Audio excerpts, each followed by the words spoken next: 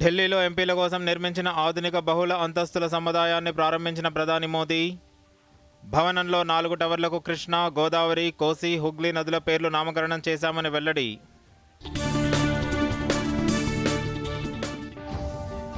Parliament సమావేశాలు ప్రారంభం కాగానే కొనసాగిన నిరసనలు.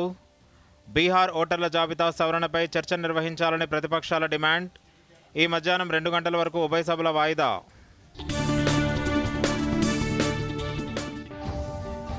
బీహార్లో ఓట్ల జాబితా సవరణకు నిరసనగా ఇండియా కూటమి సభ్యుల ర్యాలీ. ఈసీ కార్యాలయానికి వెళ్తుండగా అనుమతి లేదని అడ్డుకున్న పోలీసులు. బనకచెర్ల ప్రాజెక్టుపై రాజ్యసభలో బీఆర్ఎస్ ఎంపీల వాయిదా తీర్మానం.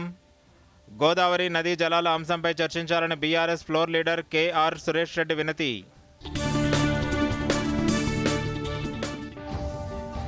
నేడు రాష్ట్ర వ్యాప్తంగా జాతీయ నులిపురుగుల నివారణ దినోత్సవం.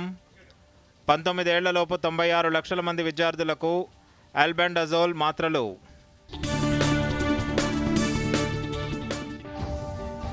రాష్ట్ర ఆదాయం బాగా తగ్గిందని క్యాగ్ నివేదికపై స్పందించిన కేటీఆర్.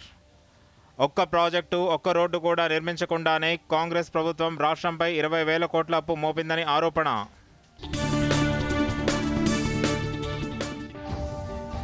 నేడు రేపు రాష్ట్రంలో పలు జిల్లాల్లో భారీ వర్షాలు. ఎల్లుండి నుంచి 16వ తేదీ వరకు అతి భారీ వర్షాలు పడే అవకాశం. హై అలర్ట్ ప్రకటించిన వాతావరణ శాఖ.